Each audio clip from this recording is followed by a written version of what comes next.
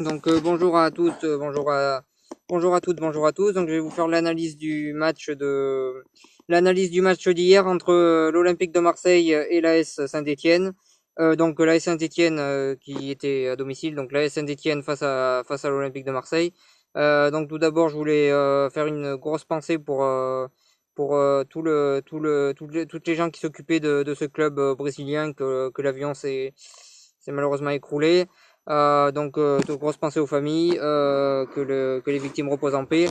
Et puis, je suis sûr que ce club reviendra au sommet comme il l'avait été, vu qu'il était en finale de l'équivalent de la Ligue des Champions en Amérique du Sud. Donc, je suis sûr que ce club reviendra au sommet, comme l'avait fait l'Angleterre, où Manchester United s'était écroulé et l'avion de Manchester United s'était écroulé. Et puis, quelques années plus tard, ils ont été champions du monde, les Anglais. Je pense que on risque, je pense que ce club reviendra, il sera champion ce coup-ci sur le terrain et pas en dehors du terrain. Donc je pense que ce club reviendra. Donc pour en revenir au match, donc on a vu un match plutôt fermé, mais il y a quand même eu quelques occasions. Donc pour faire une analyse globale de Saint-Étienne, donc les points forts de Saint-Étienne sur ce match a été la défense. Donc très bon match de Ruffier qui fait deux arrêts cruciaux face à Thauvin notamment. Sans ces arrêts-là, sans ces arrêts-là, l'OM aurait sans doute gagné le match.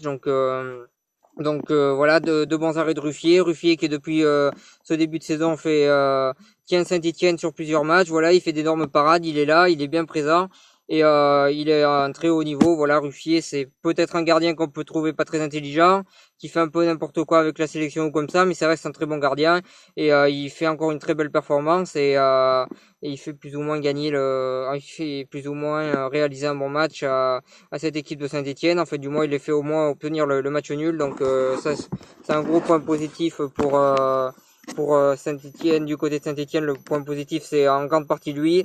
Les deuxièmes points positifs que je donnerai pour Saint-Étienne et le dernier, c'est la charnière centrale. Donc Florentin Pomba, que je trouve très intéressant depuis que je le vois évoluer à Saint-Étienne, je le trouve très intéressant parce que j'ai l'impression qu'il évolue, qu'il est de plus en plus bon d'année en année. J'ai l'impression qu'il est en nette progression d'année en année. Il se passe vraiment quelque chose avec lui. Et je le trouve toujours très intéressant. Il a fait un très bon match. Il y a beaucoup d'occasions de l'OM qu'ils n'ont pas concrétisé grâce à lui ou à cause de lui. Voilà. Après le troisième bon point, ben, le dernier, enfin le bon point aussi c'est Perrin. Perrin il fait un énorme match. Voilà, comme d'habitude, il fait toujours des très bonnes performances. Je trouve bizarre que ce joueur ait eu aussi peu de sélection en équipe de France de football parce que ça reste un très très bon défenseur central. Et je trouve bizarre que son expérience ait jamais été jusqu'à l'équipe de France. C'est vraiment un joueur sous-coté, je trouve. Je le trouve vraiment sous-coté. D'ailleurs, on parle beaucoup de Totti qui reste depuis des années à la Roma, ou de Gérrard avec Liverpool. Mais je trouve qu'on devrait parler de la fidélité de Perrin avec l'AS Saint-Étienne. Voilà, ça fait des années qu'il est dans ce club, ça fait des années qu'il donne tout pour ce club, et je pense que c'est une référence en football français niveau fidélité à un club. Je pense qu'on n'en parle pas assez, mais qu'on devrait en parler plus de sa fidélité avec l'AS Saint-Étienne. Donc voilà sur ça. Et en plus, il fait d'énormes matchs. Encore hier, il a été très très fort, très très performant. Donc c'est vraiment un joueur qui se bat toujours et je le trouve vraiment sous-coté, donc je tenais à le souligner. Donc après le point faible de Saint-Étienne, bah c'est évidemment, je veux pas être très original, c'est évidemment l'attaque. Voilà, c'est très fébrile, il y a pratiquement pas eu d'occasion hier dans le match. Alors certes, il y a eu beaucoup de blessés cette année, mais même sans les blessés, je trouve toujours cette attaque fébrile. Alors certes, il y a Amouma qui revient de blessure là, mais qui a beaucoup manqué parce que c'est vraiment le joueur le plus technique de l'AS Saint-Étienne. C'est vraiment le joueur qui apporte offensivement par ses dribbles, par ses passes. Mais ça reste quand même très fébrile en attaque. Sinon, c'est vrai que c'est très fébrile. Alors hier, il n'y avait pas Beric. Beric, c'est pareil, c'est un bon attaquant, mais c'est pas non plus un très très grand attaquant. Voilà, c'est un attaquant bon pour la Ligue 1, on va dire. Voilà, c'est pas un attaquant qui fait rêver non plus. Donc voilà, c'est très fébrile côté Saint-Étienne en attaque. Cette année, quand on voit Saint-Étienne, bon, quand on voit l'OM aussi, mais quand on voit Saint-Étienne, on s'ennuie offensivement. Voilà, on s'est encore ennuyé offensivement de leur côté. Donc voilà, encore une performance assez décevante offensivement et c'est très inquiétant pour cette équipe, même si elle s'est qualifiée en Europa League, elle marque très peu de buts. Alain concède très peu aussi, mais voilà, c'est une équipe très défensive, mais offensivement, il se passe pas grand-chose. Voilà. Après, du côté marseillais, les points négatifs, je vais commencer directement par le négatif.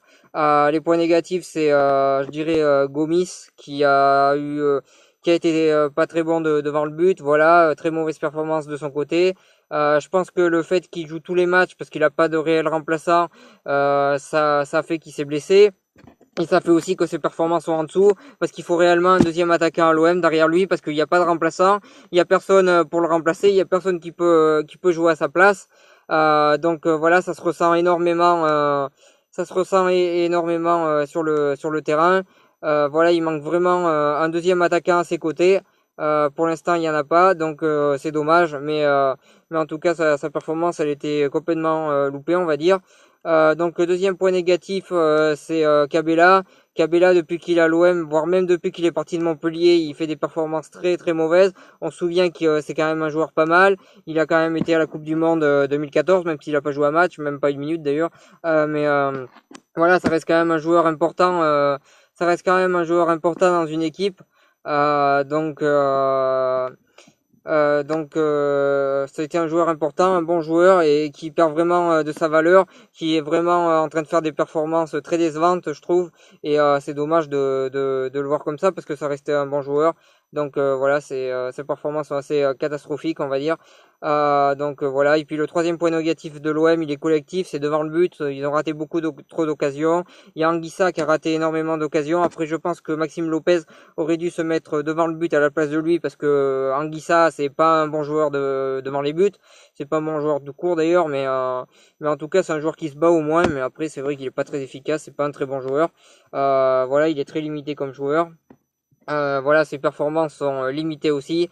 Mais pour parler globalement, devant le but, l'OM a raté beaucoup trop d'occasions et globalement, c'est ce qui aurait dû, ils auraient dû en mettre au moins un hier pour gagner. Voilà, fallait mettre au moins un but. Fallait pas jouer comme ça et ils auraient sûrement mis un but en jouant, en concrétisant les actions. Voilà, il y a un gros manque concrétisation de but du côté de l'OM. Voilà, sur les points positifs de l'OM, parce qu'il y en a quand même, c'est Thauvin qui réalise encore une très très grosse performance. Voilà, très gros match de la part de Florian Thauvin qui procure encore énormément d'occasions et qui aurait pu mettre un but si Ruffier avait pas été là. Voilà, grosse performance de sa part. Maxime Lopez qui a encore été très bon au milieu, qui court partout. Et la troisième point positif du côté de Marseille, et c'est un joueur qui avait été critiqué parce qu'il a raté qu'un match.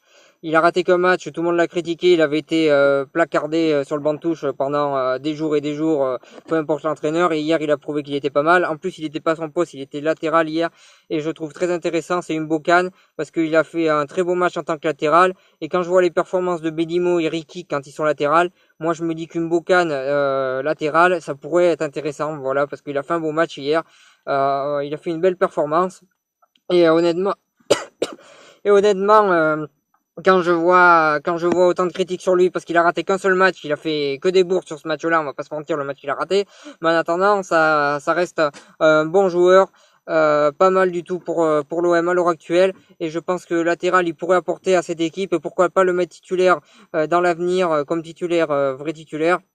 Voilà, je pense que ce joueur, il est pas si mauvais que ça. Voilà, les critiques qu'il a eues, elles étaient pas méritées. Il a certes raté un match, mais il a été critiqué par beaucoup de gens qui ont jamais joué un match de foot de leur vie. Et je signale quand même à ces gens que n'importe qui peut rater un match. Messi en a raté un dans sa vie, Ronaldo aussi, Zidane aussi. Je sais pas, Pelé aussi, Maradona aussi, qui vous voulez, ils ont tous déjà raté un match dans leur vie. Voilà, lui il est pas au même niveau, si lui il est pas au même niveau et qu'eux ils ont raté un match, lui il a le droit de rater un match il a le droit de rater un match, ça n'empêche pas que ses performances jusque-là elles étaient intéressantes et je trouve intéressant de le revoir sur le terrain. Il fait une bonne performance hier, voilà. Globalement ce qui a manqué à l'OM, c'est le réalisme devant le but. Ils auraient dû gagner ce match, ils l'ont pas fait malheureusement. Euh, donc euh, voilà ce que j'avais à dire sur ce match. Voilà, c'était mon analyse. N'hésitez pas à partager, à en parler autour de vous, à partager, à cliquer j'aime. Voilà. Euh, N'hésitez pas à le faire si vous avez aimé, partagez, cliquez j'aime, n'hésitez pas à le faire et en parler autour de vous un maximum. Voilà, c'est tout ce que j'avais à dire sur ce match. Je vous souhaite une très bonne continuation et allez l'OM malgré tout.